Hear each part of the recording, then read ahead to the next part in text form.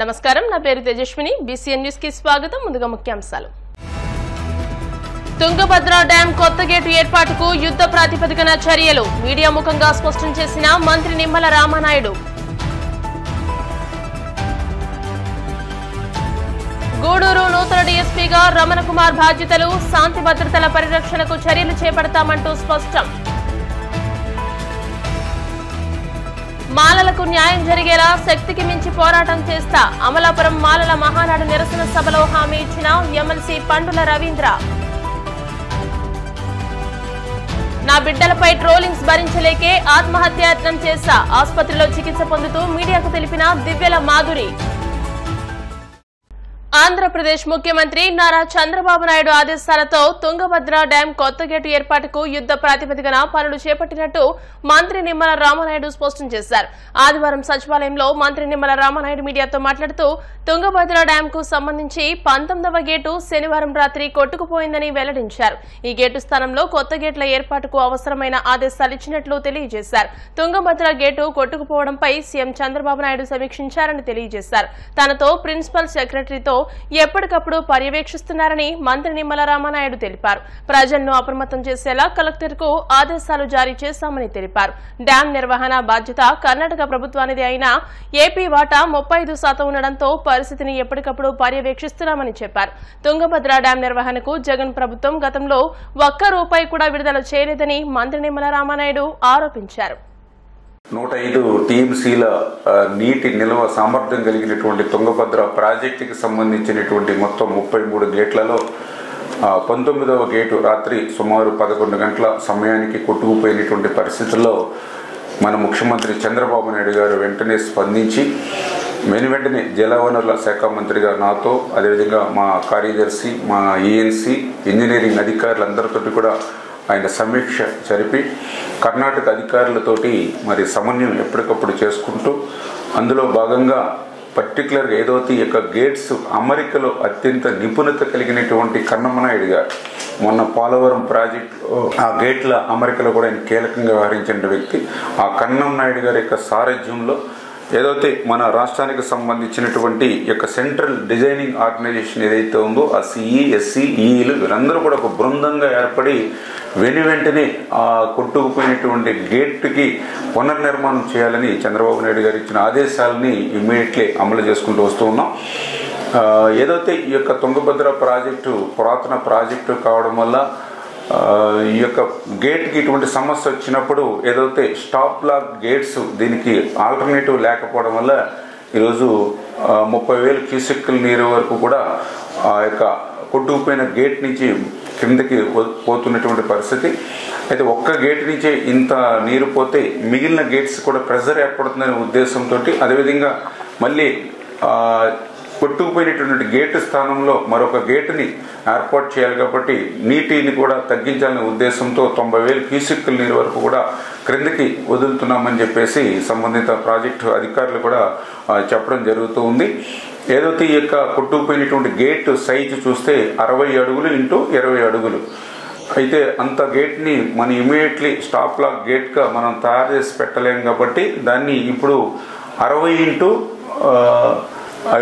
4 అడుగులు అంటే 5 గేట్లుగా చేసి ఆ స్టాప్ లాక్ గేట్స్గా దాన్ని ఆల్టర్నేటివ్గా అరేంజ్ చేసి కంట్రోల్ చేస్తామని చెప్పేసి అధికారులు చెప్పడం జరిగింది. దీనివల్ల ప్రస్తుతానికి అంతగా ఎందుకంటే ఏదైతే క్రింద ఈ ప్రాజెక్టుకి క్రింద ఉన్నటువంటి ఏదైతే కర్నూలు, కడప, అనంతపూర్ అంటే ఏదైతే హై లెవెల్ కెనాల్, లో లెవెల్ కెనాల్, కేసీ కెనాల్కి సంబంధించిన ఆయకట్లు ఏవైతే ఉన్నాయో ఇమ్మీడియట్లీ ఇప్పుడు అంత వాటర్ ఇబ్బంది అయితే ఉండదు. ఎందుకంటే ఏదైతే దీని యొక్క తుంగభద్ర ఫుల్ కెపాసిటీ 1633 అడుగుల వరకు.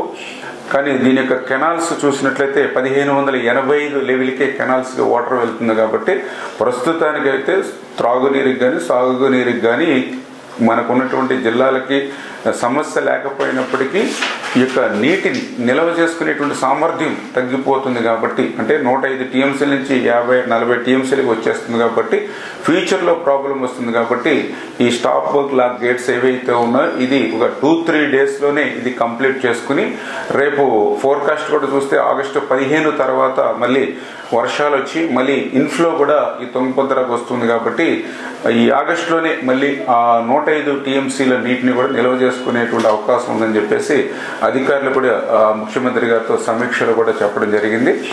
ఖచ్చితంగా ఇవన్నీ కూడా ఒక టీం వర్క్గా యుద్ధ ప్రాతిపదికన ఎప్పటికప్పుడు రివ్యూ చేసుకుంటూ క్లోజ్ మానిటరింగ్ చేసుకుంటూ వెళ్తామని చెప్పి తెలియజేసుకుంటూ ఎందుకైనా ముందు జాగ్రత్త చర్యలుగా అక్కడ కర్నూలు కలెక్టర్ గారితో అదేవిధంగా ఆ యొక్క ప్రాజెక్టు కింద ఉన్నటువంటి ఏదైతే కౌతాలం, కోసింగి, మంత్రాలయం, నందవరం ఏదైతే మండలాలు ఉన్నాయో వారి ప్రజలందరినీ కూడా కొంత అప్రమత్తంగా ఉండడం, అదేవిధంగా ఏదైతే ఈ క్రింద శ్రీశైలం, నాగార్జున సాగర్, పులిచింతల అంటే ప్రస్తుతానికి ఏ ఇబ్బంది లేకపోయినప్పటికీ కూడా అప్రమత్తంగా ఉండమని అక్కడ ఉండేటువంటి ప్రజలు కానీ ఇక్కడ ఉండేటువంటి డ్యాములకు సంబంధించిన అధికారులను కూడా హెచ్చరించారు. గూడూరు సబ్ డివిజన్ లో శాంతి భద్రతల పరిరక్షణకు పోలీసులు నిరంతరం పనిచేస్తూ ఉంటారని, బేసిక్ పోలీసింగ్ కు ప్రాధాన్యతనిస్తున్నామని గూడూరు నూతన డీఎస్పీ రమణ కుమార్ వెల్లడించారు. గుంటూరు జిల్లా నుంచి బదిలీపై వచ్చి తిరుపతి జిల్లా గూడూరు సబ్ డివిజన్ పోలీస్ కార్యాలయంలో ఆయన బాధ్యతలు స్వీకరించారు. అనంతరం రమణ కుమార్ మాట్లాడుతూ గూడూరు డీఎస్పీగా బాధ్యతలు స్వీకరించామని, ఇప్పటి వరకు ఉమ్మడి నెల్లూరు జిల్లాలో పనిచేయలేదని, ప్రకాశం, గుంటూరు జిల్లాలో పనిచేశామని తెలియజేశారు. బేసిక్ విజిబుల్ పోలీసింగ్ కు ప్రాధాన్యతనిచ్చి సిబ్బంది విధిలో నిర్వహించేలా చర్యలు తీసుకుంటామని తెలియజేశారు. శాంతి భద్రతలకు విఘాతం కలిగిస్తే ఎవరిని ఉపేక్షించేది లేదని హెచ్చరించారు. నా పేరు వివి రమణ కుమారు. నేను 1991 batch sub inspector Guntur range. నేను సబ్ ఇన్స్పెక్టర్గా అదేవిధంగా ఇన్స్పెక్టర్గా నా సర్వీస్ అంతా కూడా ప్రకాశం జిల్లా, గుంటూరు జిల్లాలో చేశాను. ఈ పాత నెల్లూరు జిల్లాలో కోసం ఇదే మొదటిసారి. నేను 2014లో డిఎస్పీగా ప్రమోషన్ పొందాను. అప్పటి నుంచి వివిధ రూపులలో చేశాను. అదేవిధంగా లాండ్ ఆర్డర్లో వచ్చాక రాజమండ్రి చేశాను. అదేవిధంగా గుంటూరు వెస్ట్ కార్డ్ చేశాను కొన్నాళ్ళు. తర్వాత గుంటూరు ట్రాఫిక్ డిఎస్పీ చేశాను. ఇప్పుడు ప్రజెంట్ సిఐడి చేస్తా. సిఐడి నుంచి బదిలీ మీద ఇక్కడికి వచ్చాను. బేసిక్ పోలీసింగ్ అనే దానికి నేను బాగా ఇంపార్టెన్స్ ఇస్తాను. బేసిక్ పోలీసింగ్ అంటే ఓల్డెన్ డేస్లో దానికి బాగా ప్రియారిటీ ఉండేది. ఏంటంటే ఇప్పుడు ప్రజెంట్ డేస్లో చాలామంది వచ్చే కొత్త ఆఫీసర్లు ఏంటంటే బేసిక్ పోలీసింగ్ నుంచి మర్చిపోయారు. మళ్ళీ అందరినీ ఒకసారి తట్టి లేపి బేసిక్ పోలీసింగ్ వాట్ దాని గురించి ఎక్కువ. అదేవిధంగా విజిబుల్ పోలీసింగ్ అంటే రోడ్ల మీద ఎక్కువగా యూనిఫామ్తో ఆఫీసర్లో స్టాఫ్ అంతగా కనిపించాలి. ఏంటంటే పోలీస్ యూనిఫామ్తో రోడ్డు మీద కనిపిస్తే మన యొక్క ప్రజెన్స్ మూలన చాలా నేరాలు కంట్రోల్ అయిపోతుంది. అదేవిధంగా సమాజంలో జరిగే ఏవైతే ఉన్నాయో వాటిని కూడా రూమ్ అవుతాయి. క్రైమ్ ముఖ్యంగా దొంగతనాలు కానీ, లేదా ఈవ్టీజింగ్ కానీ, లేదా మహిళలపై నేరాలు కానీ, ఇంకేమన్నా గొడవలు ఉంటే అలాంటివి కానీ పూర్తిగా రూమ్ అవుతాము. అదే మా పై ఆఫీసుల ఉత్తర్వుల మేరకు ఇప్పుడు ఏంటంటే టైం టు టైం మేము రిఫ్రెష్ అవుతూ కూడా మంచి పోలీసింగ్ అందిస్తాం గూడూరు సబ్ డివిజన్ ప్రజలకి. అదేవిధంగా గవర్నమెంట్కి మా యొక్క చర్యల మూలన గవర్నమెంట్కి మంచి పేరు చూస్తాం. కోనసీమ తిరుమలగా వర్ధిల్లుతున్న వాడపల్లి శ్రీ వెంకటేశ్వర స్వామి ఆలయంలో సోమవారం ప్రత్యేక పూజలు నిర్వహించారు.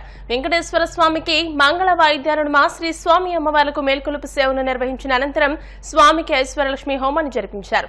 శ్రీ స్వామి అమ్మవార్ల వసంత మండపంలో అష్టోత్తర పూజలను అర్చకులు నిర్వహించగా ప్రత్యేక అలంకరణలో ఉన్న స్వామిని దర్శించుకుని భక్తులు తరించిపోయారు. ఈ మేరకు ఆలయ చైర్మన్ రుద్రరాజు రమేష్ రాజు, ఆలయ కార్యనిర్వహణాధికారి కిషోర్ కుమార్ భక్తుల కోసం ప్రత్యేక ఏర్పాట్లు చేశారు.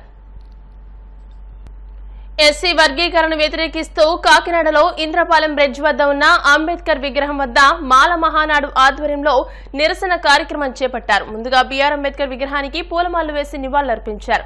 ఈ సందర్భంగా మాల మహానాడు నాయకులు కుంచె రఘు, నక్కా పవన్ కుమార్లు మాట్లాడుతూ గత 30 సంవత్సరాలుగా కలిసిమెలిసి అన్నదమ్ముల్లాగా ఉన్న ఎస్సీలను వర్గీకరణ పేరుతో విభేదాలు సృష్టించేందుకు సిద్దమయ్యారని ఎద్దేవా చేశారు.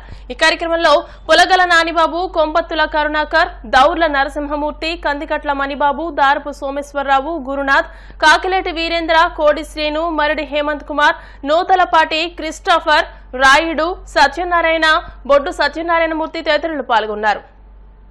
నిమిత్తమే నేను మాట్లాడుతున్నాను. ఎందుకంటే ఇప్పుడు సోదరులు మాట్లాడిన ప్రకారంగా మరి వర్గీకరణ అనేది చాలా అన్యాయమైనటువంటి పరిస్థితి. మా సోదరులు అందరము ఐక్యతగా మేము బ్రతుకుతున్నటువంటి దినాల్లో కొంతమంది రాజకీయ కుట్ర ద్వారా మమ్మల్ని విడదీసి మాదిగ సోదరులే మాల సోదరులు మమ్మల్ని విడదీసి పాలించాలనే ఉద్దేశంతో వారు రకరకాలైనటువంటి కుట్రల ప్రకారంగా జరిగిస్తున్నారు. మాదిగ సోదరులను కూడా కొంతమంది రాజకీయ కుట్రకి అనువుగా ఉన్నటువంటి వారు తప్ప అందరూ కూడా ఈ వర్గీకరణ కావాలని కోరుకుంటలేదు. ఇంచుమించు 90% మాదిగ సోదరులు ఇది వర్గీకరణ కోరుకుంటలేదు. కావాలంటే మన సోదరుడు కృష్ణమాదిగ గారికి మేము విన్నపిస్తున్నాం ఏంటంటే, ఉన్నటువంటి మనకు రిజర్వేషన్ 15% ఉంది.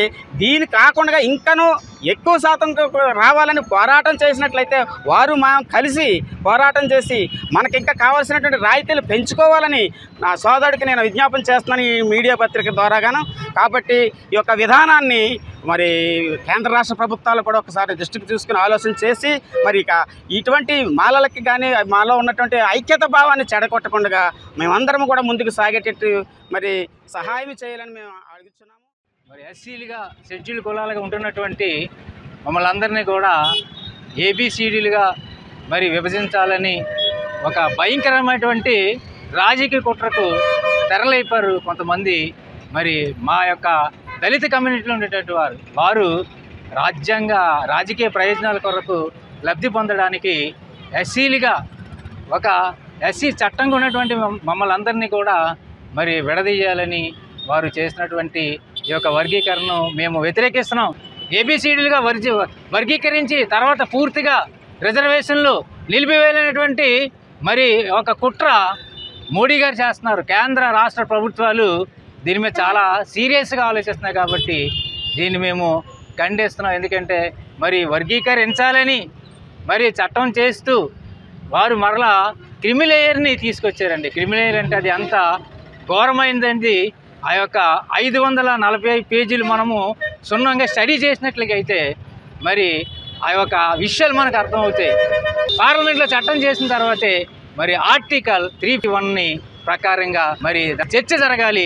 ఏకటి ఒప్పందాలు చేస్తే మాల ప్రజలు మాల జాతి తిరగబడి మేమందరం బహుజనులుగా ఏకంగా కూడి మరి రానున్న రోజుల్లో ఈ యొక్క ఎస్సీ వర్గీకరణ అడ్డుకొని తీవ్రం చేసి దీన్ని ఆఫ్ చేసేంత వరకు నిరంతరం పోరాటం చేస్తామని మీ అందరికీ మరి మీడియా ముఖంగా నేను విన్నవించుకుంటున్నాను. జై భీమ్. ఇప్పుడు కాసేపు ప్రకటనలు.